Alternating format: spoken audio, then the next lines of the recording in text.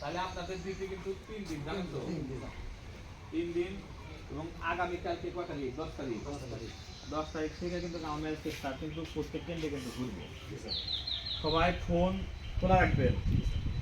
যে কোনো মুহূর্তে স্যার কিন্তু ফোন দিতে পারে যে একটা কেন্দ্রে পরিদর্শন করবো, আপনাকে দেবো।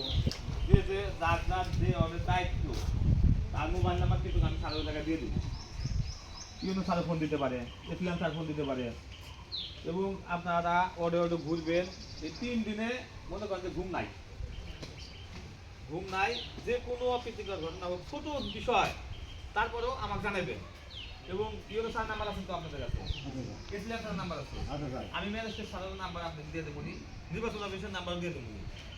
তখনই আবার আমার স্যারদের জানাবে যে ছোট জিনিস, তাও আমার ইউনো স্যার জানাবে, যাতে আমার স্যারের জন্য একটা ব্যবস্থা নিতে পারে। আমার এই ফোন যাচাই যাতে কোনো অপ্রীতিকর ঘটনা না হয়, আমরা আশা করি সেটাই। তারপরে তো দুষ্কৃতিকারী আছে না, এই জন্য সবাই সজাগ থাকবেন। যে কোনো বিষয় সাহায্য জানা দিবেন, আমার জানাইবেন। ফোনটা খুব সতর্কভাবে রাখবেন। আমি যদি শুনি যে কারো ফোন বন্ধ, তাহলে আমি কিন্তু সার বাড়াবো, তার বিরুদ্ধে কিন্তু লিখিত দিব। সুলতান, তুমি সতর্ক হয়ে যাও। তুমি বলবে আজ আমার বাড়ি এলাকাতে ফোন, এই ফোন যদি তোমার বাড়ি এলাকা থাকে, তার যদি তোমার সমান। আপনারা সরকারি দায়িত্ব, সরকারি বেতন পান, আমরা সরকারি বেতন পাই, সঠিকভাবে দায়িত্ব পালন করেন। কারো পেট ব্যথা, এই স্কুল কেউ দেন না।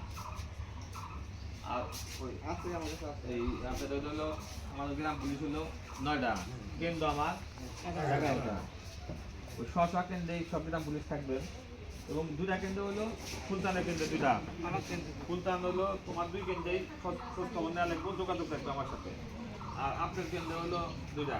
আপনিও এই কেন্দ্রে কি হলো আর এক কেন্দ্রে যাবেন, আমার খবরগুলো দেবেন যে কোনো সময়। আবারও বলতেছি, অনুরোধ করে বলতেছি যে আপনারা সঠিকভাবে ডিউটি করেন। আমার এই ফোন কাছে নাম নাই।